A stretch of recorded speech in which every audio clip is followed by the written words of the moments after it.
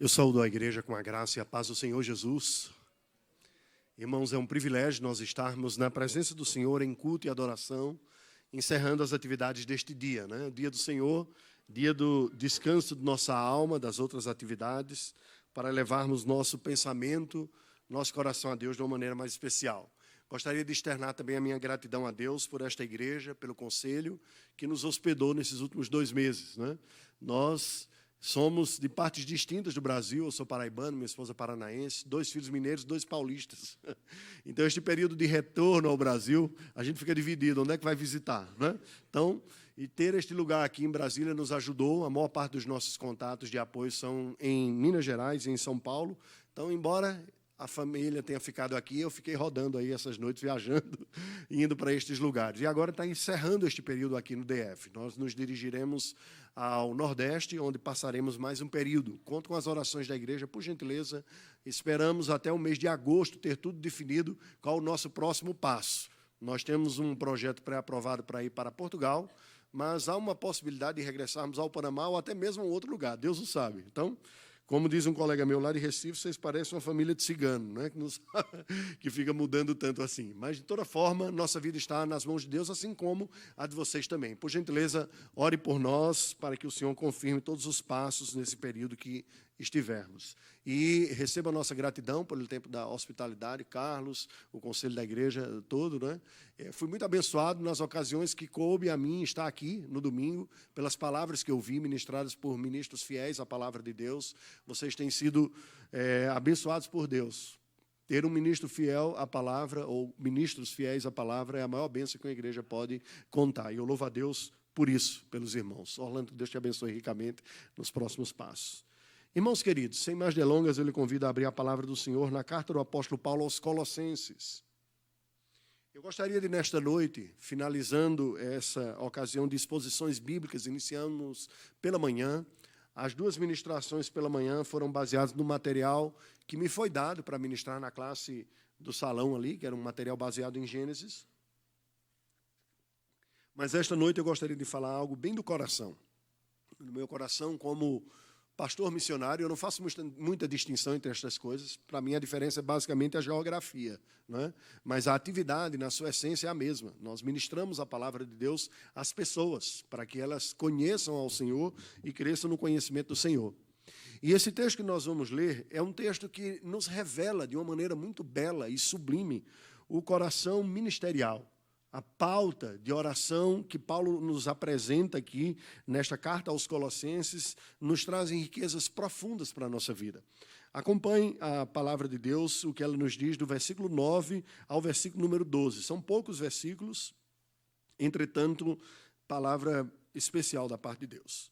Por esta razão, também nós, desde o dia em que o ouvimos, não cessamos de orar por vós, e de pedir que transbordeis do pleno conhecimento da sua vontade, em toda a sabedoria e entendimento espiritual, a fim de viverdes de modo digno do Senhor, para o seu inteiro agrado, frutificando em toda boa obra e crescendo no pleno conhecimento de Deus, sendo fortalecidos com todo o poder, segundo a força da sua glória, em toda perseverança e longanimidade, com alegria, dando graças ao Pai, que vos fez idôneos à parte que vos cabe da herança nos santos. Até aqui, deixa a sua Bíblia aberta nestes versículos, nós vamos acompanhá-los e ver o que Deus tem a nos dizer através destes versículos. Que versículos são esses, irmãos? Vocês que têm lido a Escritura Sagrada, particularmente as cartas de Paulo, já devem estar familiarizados que havia um certo padrão de escrita naquela época. Ele começava normalmente apresentando-se a si mesmo, dizendo quem ele era. Logo em seguida tem uma breve saudação aos destinatários, à igreja a quem ele escrevia, ou, no caso de cartas pastorais, ao pastor a quem ele estava escrevendo. Logo em seguida, nós vemos o apóstolo Paulo normalmente expressando a gratidão a Deus por aquilo que ele sabe da vida daquelas pessoas com quem ele está escrevendo, com quem ele está mantendo esta comunicação. E neste caso, nós temos, depois dos motivos de gratidão, que basicamente Paulo aqui externa a Deus uma oração de gratidão pelos frutos da graça do Senhor na vida daqueles irmãos de Colossos. Uma igreja nova, uma igreja recém-nascida como fruto do trabalho missionário e que estava experimentando a graça do Senhor de pessoas virem ao conhecimento de Deus e se converterem e colherem nas suas vidas os frutos dessa graça do Senhor quando alcança pecadores para se tornarem seus filhos. E por tudo isso, Paulo dá graças a Deus. Porque experimentar a transformação espiritual, experimentar a fé em Jesus Cristo, experimentar a mudança da disposição do coração, experimentar uma nova perspectiva de vida, só é possível quando a graça soberana de Deus alcança corações pecadores, transformando-os em novos corações, removendo a dureza da pedra e colocando a sensibilidade do bom terreno de carne. É neste sentido que Paulo, então, depois de dar graças a Deus, agora nos apresenta, nesses versículos de 9 a 12, intercessões, orações dirigidas, específicas, em favor da igreja de Colossos. Eu, particularmente, irmãos, nesses 24 anos de ministério, costumo dizer que muitas vezes as nossas orações, reuniões de oração, são orações meio perdidas. Muitas vezes a gente vê que os irmãos não sabem direito o que pedir, simplesmente chegam à presença do Senhor com uma lista de pedidos, de petições. Igual você vai ao mercado com uma lista de mercadoria que eu quero comprar lá no mercado, né? E nós pedimos pela saúde, pedimos por conversão, são coisas legítimas e boas, mas nos falta muitas vezes, eu tinha a sensação que nos falta uma pauta dirigida, um propósito específico, uma clareza do que nós precisamos da parte de Deus, não apenas daquilo que nós sentimos falta em nossa vida, olhando Deus como se fosse o dono de um grande supermercado que tem mercadorias que eu preciso tanto, mas a própria pauta do Senhor, como o Senhor Jesus nos apresenta na oração do Pai Nosso, apresenta uma pauta celestial, começando do próprio Deus e vindo a nós. E muitas vezes nós nos chegamos neste momento diante do Senhor com orações que estão batendo em nosso coração, pedindo petições antigas, e não há nenhum problema quanto a petições antigas, mas que nos falta muita clareza. Bem, certamente nós temos da parte do próprio Senhor um guia de oração para a nossa vida, na Escritura Sagrada. O que nós devemos pedir a Deus? O que deve estar tomando conta das nossas petições, das nossas palavras quando nos apresentamos diante do Senhor? Que pautas o próprio Senhor Deus prioriza e coloca em primeiro lugar na nossa vida? O que Deus mesmo nos instrui pelo que nós devemos pedir e perseguir em nossa vida? Nós precisamos ter a humildade de reconhecer que Deus, mais do que nós mesmos, sabe o que de fato necessitamos. E por isso Ele mesmo nos instrui naquilo que pedimos também. Esta oração que Paulo faz aqui revela em uma grande medida esta consciência, esta certeza que ele tinha das necessidades da vida daquela igreja. É uma oração pastoral, e eu ouvi essa semana, quando estive presente com alguns parentes meus, né? Quando foi na hora de nós fazermos a refeição, aí um deles disse, onde tem pastor, crente não ora, né? Ora Raimundinho. Este momento da refeição, de onde tem pastor, o crente não ora. Normalmente é assim, né? A gente convida o pastor em casa, o pastor vai fazer a oração, e algumas pessoas, não, a oração do pastor é forte, né? Deus ouve a oração, tem um poder especial. Irmãos, seguramente não há nenhuma magia, nenhum poder, nenhuma coisa que torne especial a oração de um em favor do outro, mas seguramente Deus mesmo nos aponta verdades, conteúdo pelo que orar, e é baseado nisso que eu gostaria que você olhasse esta oração pastoral aqui, esta intercessão pastoral. Vamos ter em mente, nesta noite, à medida que vemos a exposição desse texto bíblico, o que levou o apóstolo Paulo a pedir, a se colocar diante de Deus em favor da igreja de Colossos, pensando na nossa própria vida. Veja qual é o conteúdo da intercessão pastoral de Paulo em Colossenses, capítulo 1, versículos de 9 a 12. Primeiro tema que Paulo coloca diante de Deus e pede, está descrito no versículo 9, e que nos diz assim: por esta razão, também nós, desde o dia que o ouvimos, não cessamos de orar e de pedir que transbordeis de pleno conhecimento da sua vontade, em toda sabedoria e entendimento espirituais. Depois que Paulo agradece a Deus por tudo aquilo que os irmãos de Colossos já haviam recebido da parte do Senhor, agora ele olha para o futuro, como que enxergando o que eles têm, o que eles já receberam, por isso a oração de gratidão no primeiro lugar, o que eles já haviam recebido da parte do Senhor, mas sabendo da história da igreja de Colossos, o que eles estavam experimentando, o momento de sua vida, ele agora olha adiante dizendo, e o que lhes falta? Pelo que eu estou pedindo? Ele diz, esta é a razão que desde que nós ouvimos do que Deus tem feito no meio de vocês, nós não cessamos de orar por vós e de pedir. Ou seja, Paulo soube de algumas coisas sobre a igreja de Colossos, que lhe levou primeiramente a agradecer, mas também a incessantemente pedir a Deus por algumas coisas. Porque enquanto nós estivermos aqui na terra, enquanto não formos glorificados, nós teremos necessidades a serem supridas da parte do Senhor. A obra não está terminada em nenhum de nós. O que levou Paulo a apresentar uma agenda de oração, uma pauta de oração constante, perseverante, persistente, diante de Deus em favor dos crentes de Colossos? Nós podemos dizer, em poucas palavras, que Paulo pede aqui pelo pleno conhecimento da vontade de Deus. Porque, veja, ele diz, não cessamos de orar e de pedir para que transbordeis do pleno conhecimento da sua vontade. Desde o dia que nós ouvimos que Deus começou a obra em vocês, nós temos orado e pedido para que vocês sejam plenificados no conhecimento da vontade de Deus. Irmãos, isso é maravilhoso. Sabe por quê? Nós que estamos há um certo tempo no trabalho pastoral, sabemos e reconhecemos a graça de Deus quando vemos que pessoas conhecem Cristo como Senhor e Salvador de sua vida. Tem a Bíblia como a palavra de Deus. Começam a experimentar transformações, santificação, gente da família se achegando ao conhecimento de Deus. Mas é muito claro para nós também, à medida que vamos trabalhando, que a necessidade está presente na vida de cada um de desenvolvimento. Quando conhecemos as ovelhas mais particularmente, nós vamos vendo onde cada uma delas está na sua etapa de desenvolvimento espiritual.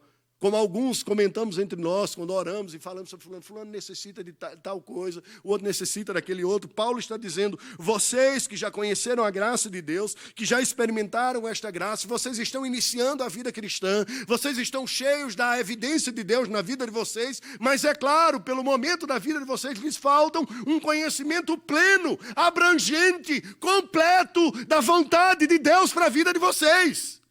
Porque uma coisa que marca o início da nossa vida cristã é nós conhecermos a Deus como nosso Pai, como nosso Senhor, Jesus Cristo como nosso Salvador, a palavra de Deus como a verdade de Deus para a nossa vida. Mas nós não podemos achar que isso já basta. Há pessoas que levam a vida cristã como uma espécie de superficialidade espiritual, que se debatem com incapacidades de tomar decisões acertadas. São crentes, amam o Senhor, querem fazer a vontade de Deus, mas são confusos, não sabem tomar decisões, não sabem aplicar na sua vida a vontade de Deus em situações distintas, nos seus relacionamentos familiares, no trabalho, no dia a dia, nos outros dias da semana. Aprenderam a desfrutar o domingo na presença de Deus, mas têm pouca dificuldade de administrar, têm grande dificuldade de administrar a vontade do Senhor no restante. Por isso que Paulo, orando pela igreja de Colossos, diz, nós oramos constantemente para que vocês sejam plenificados do conhecimento da vontade de Deus. Há muito mais do Senhor para a sua vida. E vocês precisam conhecer. E não é pouco. É pleno, como um copo está pleno de água e consegue matar a nossa sede, como uma taça de vinho plena consegue nos trazer alegria, como tudo aquilo que está pleno nos enche completamente. Paulo diz, vocês precisam ser cheios de todo o conhecimento de Deus. Não é superficial. Agora veja que a frase continua e diz que transbordeis no pleno conhecimento da sua vontade e qualifica este conhecimento. Como ele diz, em toda sabedoria e entendimento espiritual. Preste atenção aqui. Nós vivemos nesta época da internet, não é? Das mídias sociais. E um dos fenômenos que ocorreu com as mídias sociais são os teólogos das mídias sociais. Gente que fica demonstrando muito conhecimento, citando, debatendo e brigando e entrando em tudo quanto é disputa. Demonstrando com isso uma profunda imaturidade espiritual. Quando Paulo está falando de transbordeis do conhecimento da sua vontade, ele não está falando simplesmente de profundidade teológica ou técnica, de conhecimento teórico específico bom, se for bem usado, devidamente aplicado na vida. Mas ele qualifica este conhecimento, que ele diz, tendo a plenitude de todo conhecimento espiritual, dizendo, em toda sabedoria e entendimento espirituais. A sabedoria consiste propriamente na capacidade de relacionar o que eu aprendi com a minha vida. E por isso a Bíblia louva a sabedoria, mas não louva propriamente a inteligência. Porque a inteligência é como que um atributo nato. Você nasce com ela, ou com falta dela, não é?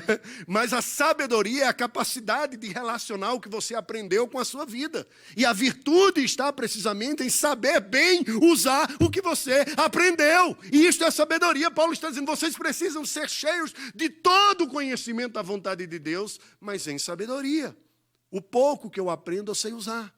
No meu casamento, no meu trabalho, na minha vida.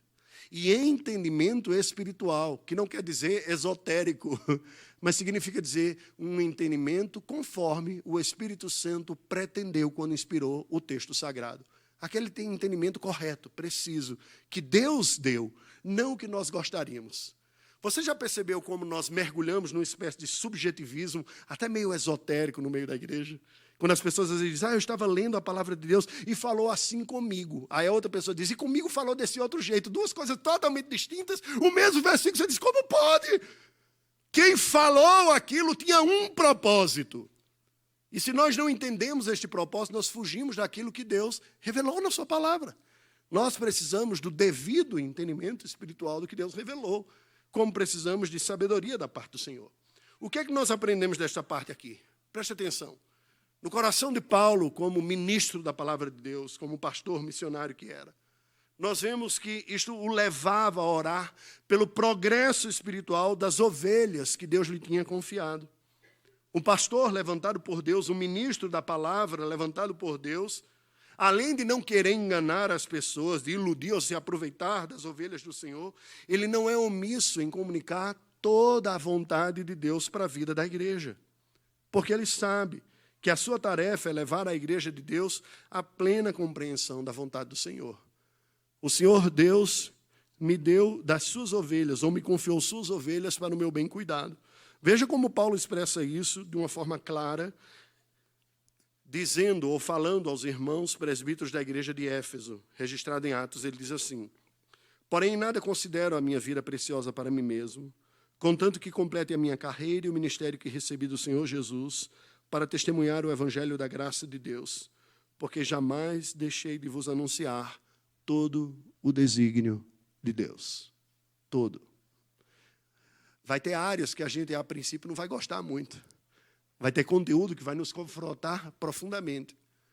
Mas se uma igreja quer ser fiel, ela há de cobrar e esperar que os seus pastores sejam fiéis ministros de sua palavra, ainda que o que seja dito nos incomode. Porque este é o modo que Deus usou para produzir em nós a santificação que nós tanto necessitamos.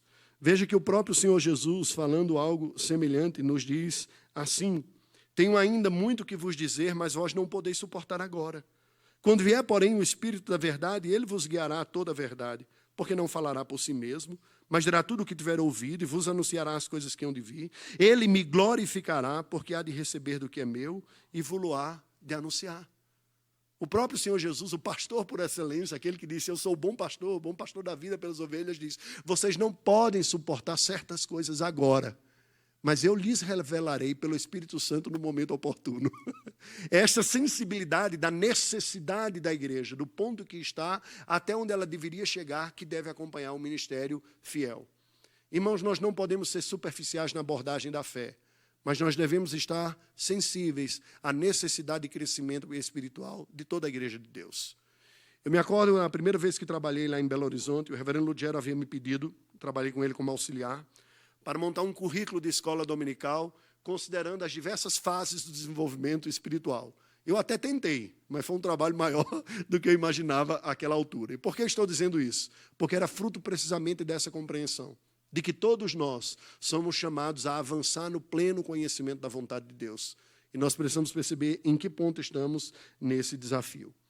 Eu me lembro ainda quando pastoreei na igreja de Belo Horizonte pela primeira vez, A alegria que tive quando uma das minhas ovelhas me chamaram para presenciar uma palestra que seria dada na universidade que ele estava estudando. Eu não me lembro bem se o curso era de advocacia, não sei qual era.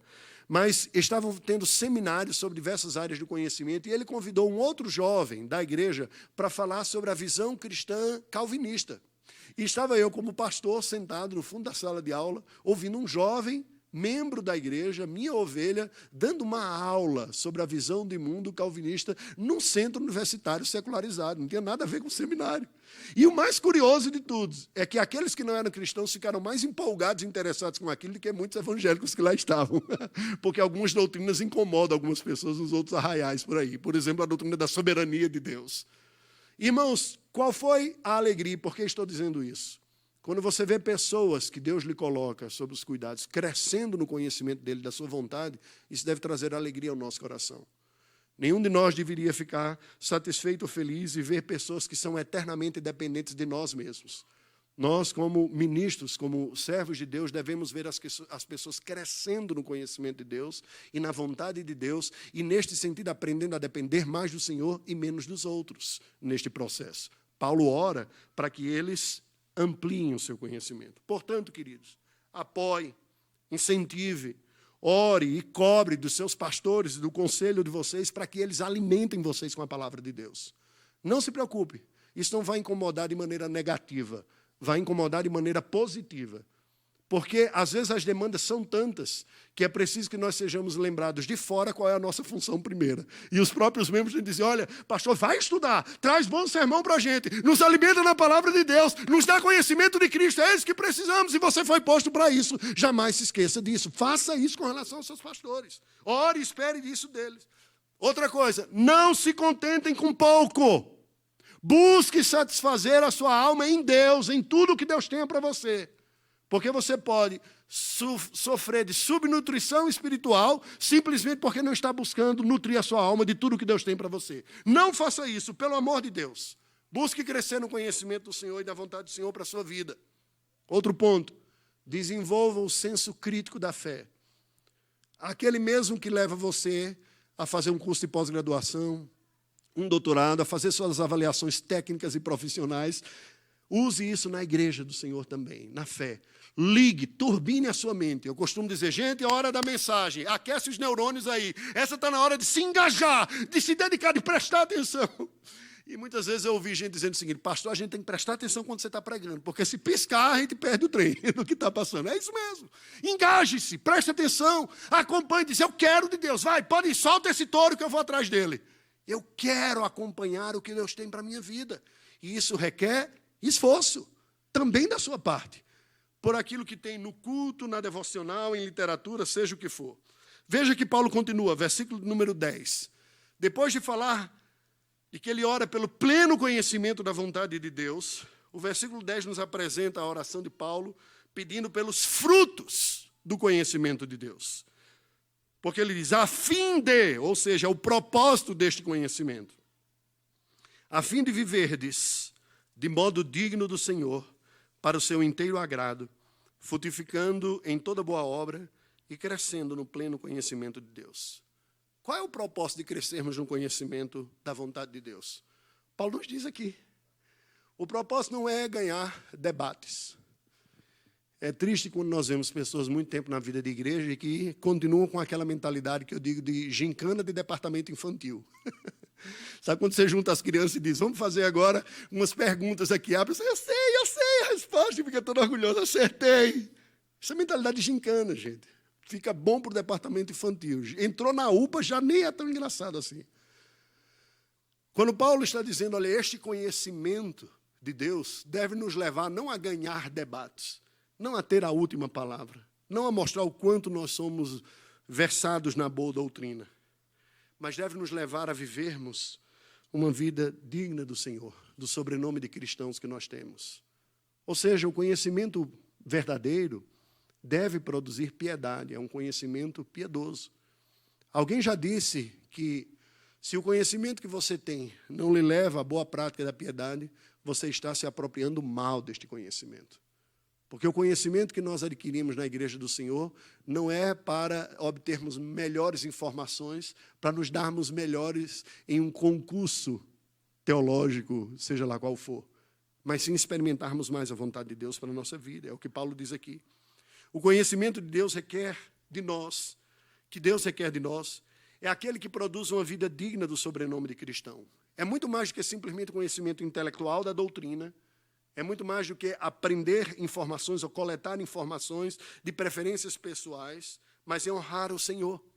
Por isso que Paulo, no versículo, ele complementa dizendo assim, frutificando em toda boa obra e crescendo no pleno conhecimento de Deus. Perceba essas duas afirmações. Frutificando em quê? Toda boa obra. Quais boas obras?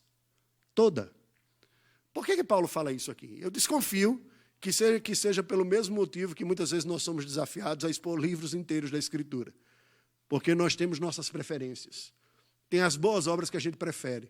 Alguns é a tarefa da doutrina, outros é a evangelização, o outro é fazer um bem para o outro. Nós escolhemos as boas obras com as quais a gente se identifica mais e melhor, não é verdade?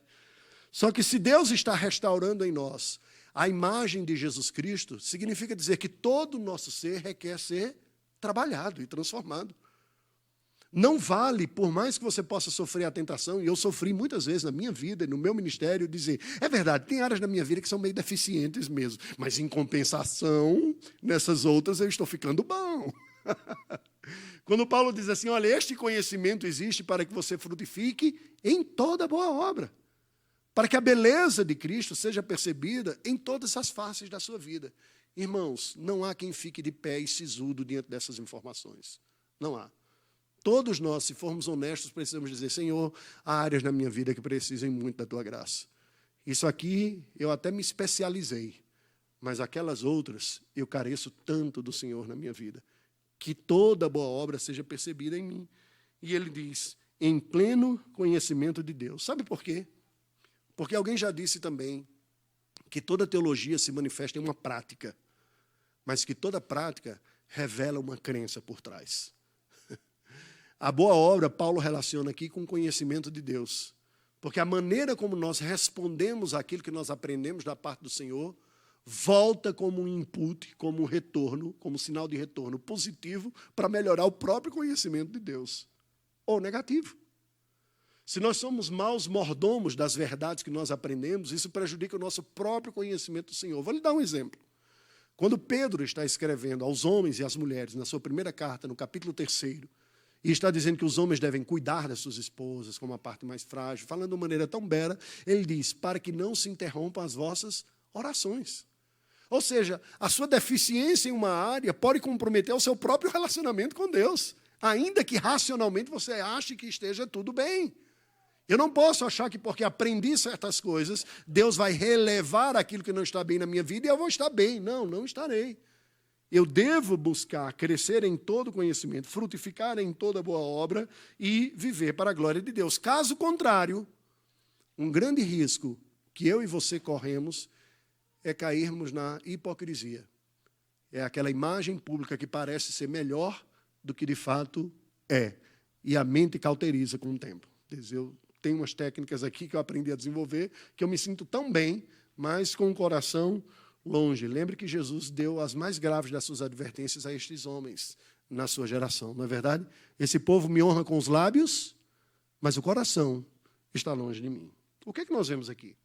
O coração pastoral de Paulo o leva a orar pelos frutos do conhecimento de Deus na vida das ovelhas a quem o Senhor lhe confiou.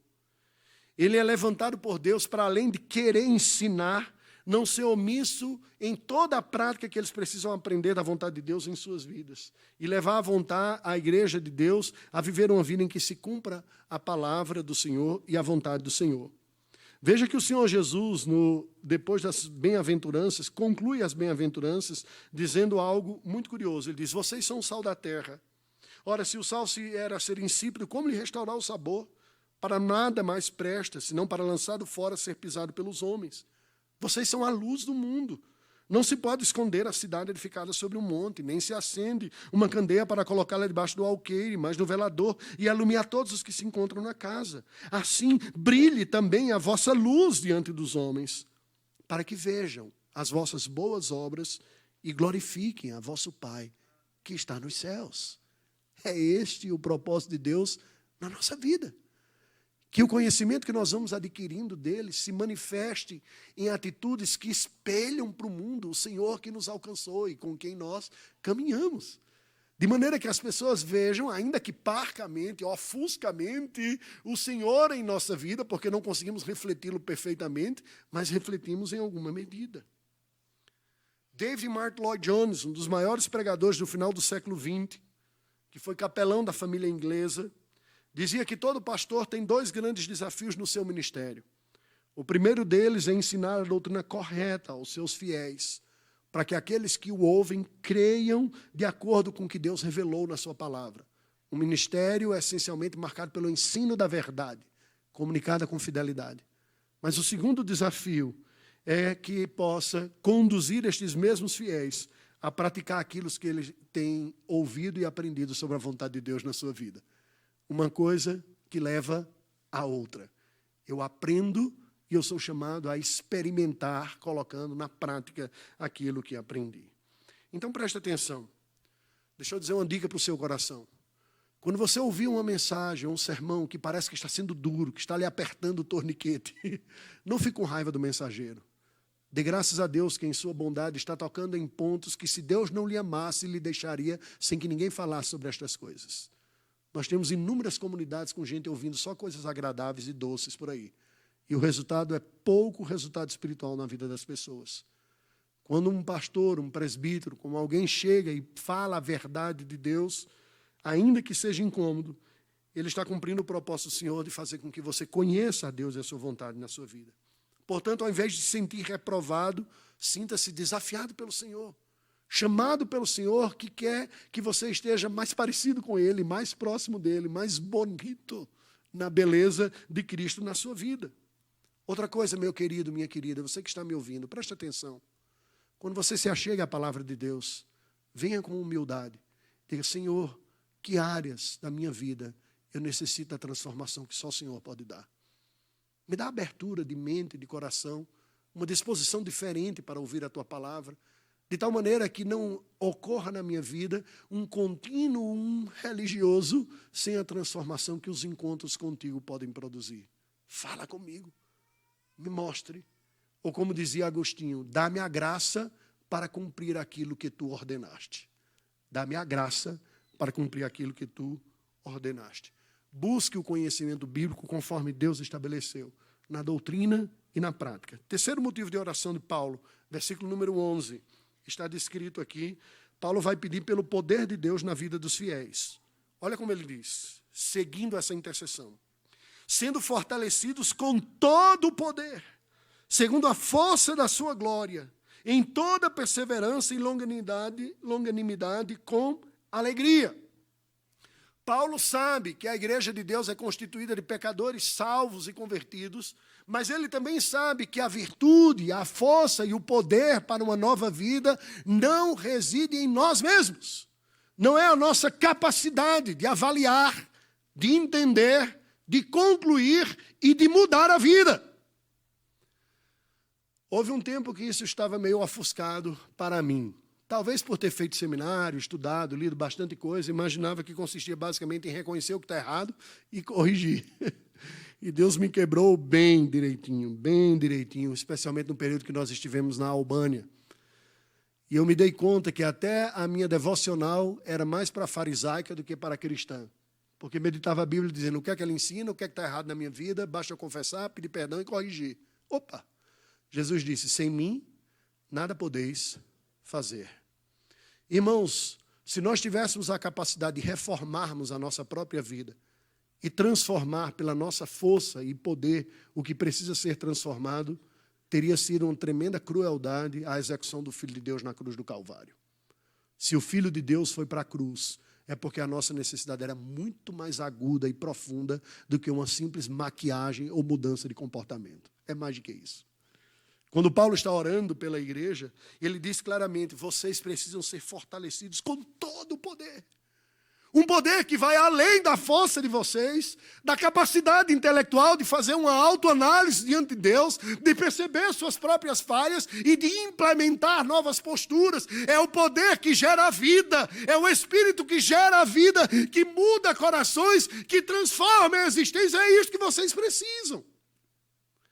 Quando nós estamos conscientes de que é o poder de Cristo em nós que produz toda a virtude que nós temos, queridos, jamais haveria na igreja de Deus uma única pessoa orgulhosa se essa lição fosse clara. É o poder de Deus operando na minha vida. Sabe quando você elogia alguém, a pessoa fica toda desconcertada com o elogio? Fala assim, muito legal o que você está fazendo, muito bonito. Vai que nada, são seus olhos. Como que está sendo? Fala mais um pouquinho, me elogia mais, né? O discurso parece ser muito humilde. Não, que é isso, bondade sua. Mas, na verdade, sem Cristo e sem o seu poder, nada conseguimos produzir. Quando Paulo ora, ele ora precisamente para que nós sejamos cheios desse poder que vem da parte do Senhor. Nós somos dinamizados pelo poder do Espírito em nós, segundo a força da sua glória, da sua majestade, que é eterna. Não é a nossa força, não é o nosso sobrenome familiar, ou a placa da nossa denominação, ou a cidade que a gente vive. Não consiste em nenhuma dessas forças terrenas, transitórias daqui. Mas é a força da visão da própria glória de Deus eterna que nos capacita a irmos adiante. E Paulo diz, em toda perseverança e longanimidade. Em toda perseverança e longanimidade com alegria. Nós temos a palavra, nós temos o Espírito e nós somos abençoados por Deus com todos os elementos que nós precisamos para viver para a sua glória. Se bastasse o conhecimento bíblico, o diabo seria o ser mais piedoso que existe, porque eu não recomendo ninguém ir para um debate teológico com o diabo. Eu desconfio que você vai perder. Conhecimento bíblico ele tem. Entretanto, o conhecimento bíblico não produz nele nenhuma piedade. Piedade só é experimentada com o poder de Deus transformando o coração na nossa vida. Isso deve fazer com que nós recebamos a palavra com os joelhos dobrados, com a visão da glória de Deus diante do Senhor. Senhor, eu necessito da tua graça, porque só tu podes transformar os corações. O coração do pastor o leva a orar pelo poder de Deus na vida das ovelhas a quem Deus lhe confiou. Tal poder é a fonte, tem como fonte e ao alvo a própria glória de Deus, a mola propulsora da obra do Senhor. Quando nós estudamos a história da igreja, me permita compartilhar alguns exemplos aqui. Nós vemos homens de carne e osso, como eu e você, que fizeram tanto. E eu fico perguntando, como é que essas pessoas conseguiram fazer tanto, com tão pouco tempo, com uma idade menor que a minha? E a conclusão que eu chego é que foram pessoas que estavam cheios da visão da glória de Deus. John Knox, orando pelo seu país, dizia, Senhor, dá-me a Escócia, dá-me este país. Maria Stuart dizia, eu temo mais as orações de John Knox do que todos os exércitos da Inglaterra. Dá-me a Escócia ou eu morro. O coração voltado para a glória de Deus, e não apenas ele. Lutero, enfrentando toda a estrutura de sua época, sob a ameaça de excomunhão na dieta de Worms, disse, ainda que cada telha das casas da cidade tenha um demônio contra mim, eu seguirei em frente, não me retratarei, porque não é bom que um homem haja contra a sua consciência, nem contra a clara vontade de Deus revelada na sua palavra. E disseram para ele, Lutero, o que produziu tantas coisas na sua vida, ministério, o que você fez? Ele disse, eu não fiz nada. Eu só ensinei a palavra e tomei meu chope. E Deus fez todo o resultado. Ele era um alemão, né? E Deus fez toda a sua obra na vida das pessoas. Eu não fiz nada. Eu deixei que o próprio Deus fizesse. Essa restauração de que é o poder de Deus operando na vida. É que nos dá esperança para subir no púlpito, sabendo que nos ouvem pessoas com histórias distintas, com dramas distintos, muitos já perdendo a esperança, desejosos de que alguma coisa, Senhor, és tu o mais interessado em ser conhecido, adorado e ser glorificado na vida de pessoas. É esta certeza que nos leva a proclamar a palavra, o poder de Deus que muda pecadores. Uma pequena comunidade do interior da Europa fez mais pelas missões cristãs do que todo o protestantismo havia feito em 200 anos. A comunidade de Herrnhut, uma mescla de luteranos e outros cristãos tantos, que vendo a glória de Deus, disseram: Senhor, esta glória precisa ser conhecida de tantos outros. Deixa eu lhe fazer uma pergunta. Muitas vezes em sua vida você se sente fraco, abatido espiritualmente. Busque pela graça divina. Ela é a fonte inesgotável de todo o poder e toda a força que você precisa. Você já se deparou com limites na sua vida que você diz: as minhas forças acabaram, pastor, faz semanas. Eu estou vivendo aqui de lambuja. Esta é uma excelente oportunidade para você voltar os olhos para Deus e dizer: Senhor, Tu és o Deus dos milagres. De onde a minha esperança acabou, o Senhor continuar fazendo, quando eu já nem mais esperava que alguma coisa pudesse acontecer. Vem dele. Qual é a sua motivação para se envolver nos trabalhos da igreja? É o reconhecimento? É ter o seu nome registrado e mencionado ao final do trabalho, com a gratidão, dizendo: que é isso, bondade sua. Será que é isso? Ou é aquele desejo profundo de ver Deus sendo conhecido e glorificado na vida de outras pessoas, e você teve o privilégio de tomar parte deste processo? Porque ainda que ninguém tivesse visto, Deus o viu sua contribuição e se utilizou dela para Ele mesmo ser glorificado. É esse? Pouco nós precisamos ver, pouco nós precisamos buscar, além da própria glória do Senhor. E por fim, no versículo 12, nós vemos a quarta petição de Paulo aqui, pelos irmãos de Colossos. Paulo pede pela herança comum dos santos. Ele diz: dando graças ao Pai, que vos fez idôneos, a parte que vos cabe da herança dos santos na luz. Dando graças. A ideia aqui é que ele está constantemente dando graças a Deus pela igreja de Colossos. Quando ele vê que Deus os fez idôneos, ou seja, os capacitou, os fez na medida bastante apropriada para receber a sua graça, a parte que é compartilhada juntamente com todos os outros santos. O que significa dizer? Nós temos a mania de achar que somos especialíssimos, não é verdade? Todos nós temos a tendência de nos enxergarmos além da medida que caberia a nós. Não é à toa que a Bíblia vai nos exortar a que sejamos mais humildes na autoavaliação.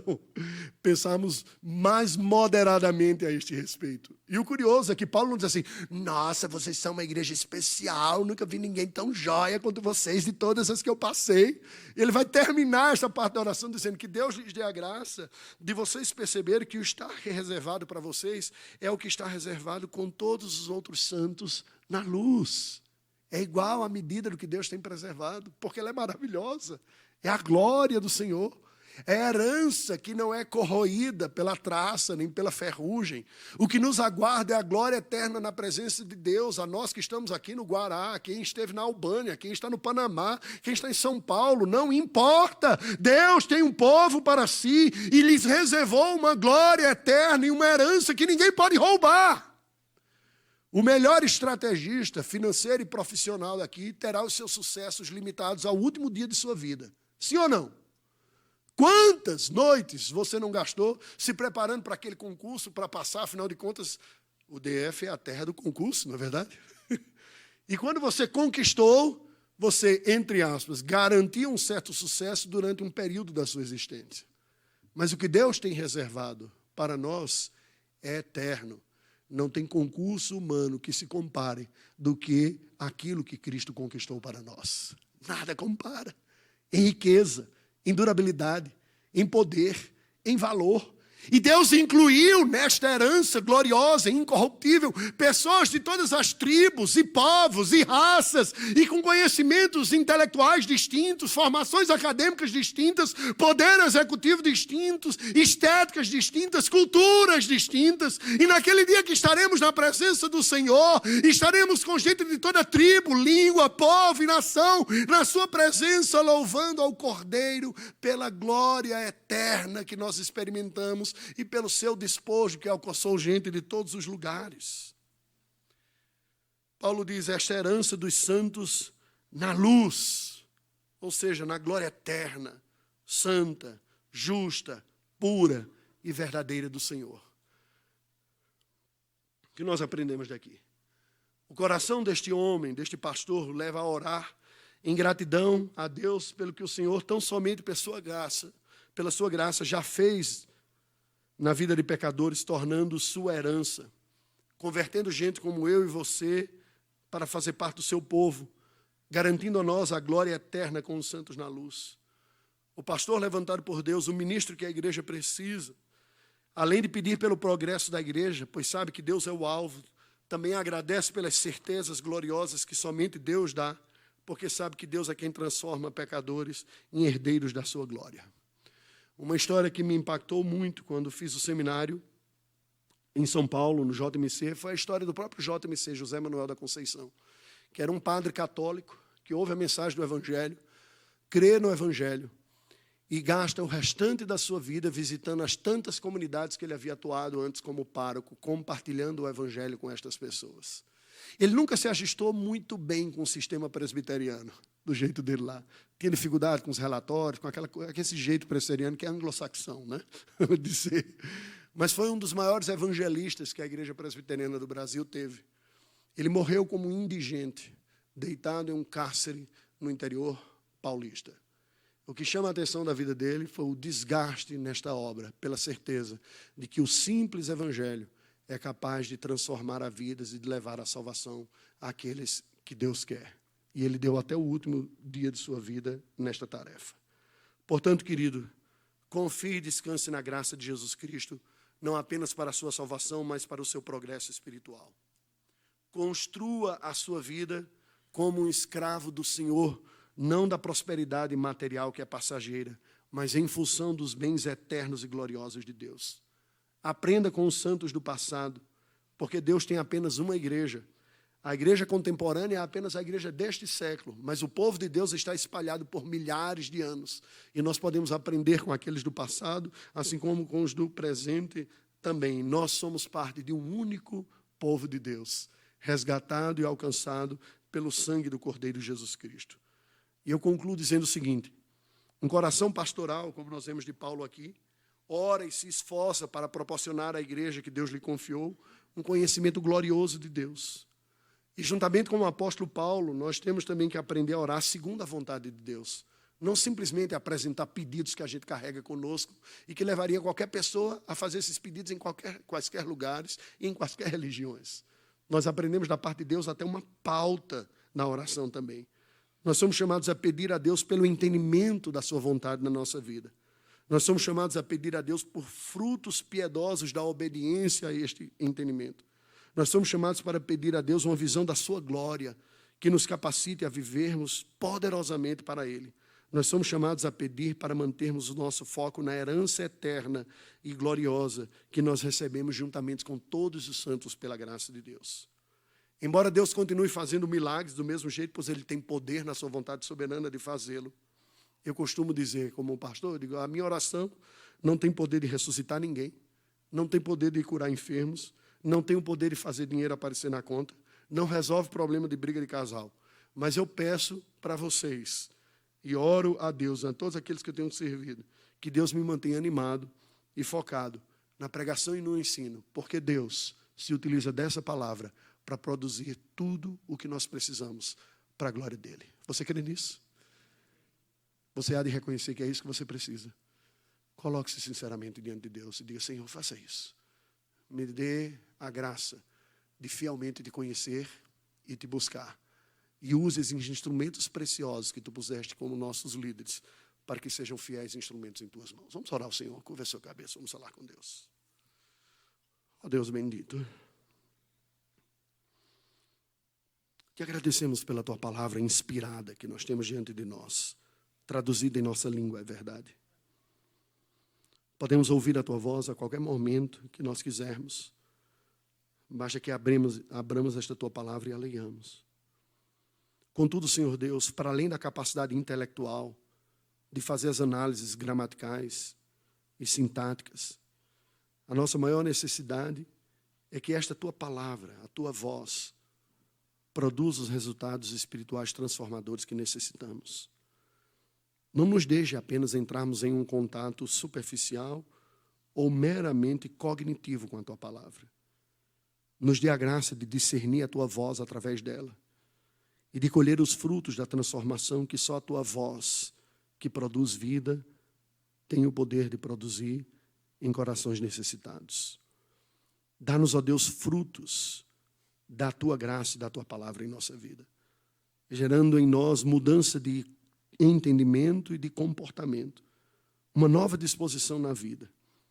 Ajuda-nos, Senhor Deus, a vermos a Tua glória, a Tua majestade, para somente assim sabermos dimensionarmos devidamente os diversos valores e propósitos de tudo o que Tu nos tem dado em vida. Família, trabalho, saúde, riqueza, academia, conhecimento intelectual. Dá-nos a graça de mantermos o nosso foco nessa herança eterna e gloriosa que Tu tens reservado para os que são Teus. Pedimos que o Senhor nos traga para junto de Ti e para a glória do Teu nome nos abençoe segundo a Tua misericórdia. Abençoe, ó Deus, ricamente esta igreja aqui no Guará 2. Abençoe o Seu conselho nesta ocasião de transição. Abençoe o novo pastor que virá assumir a direção e a presidência deste conselho a partir do ano que vem. Abençoe essas famílias que aqui estão para que cresçam no Teu conhecimento e no Teu serviço. Abençoe-nos de tal maneira que sejas Tu glorificado em nossa vida e que o nosso coração encontre em Ti a nossa satisfação. Oramos em nome de Jesus. Amém.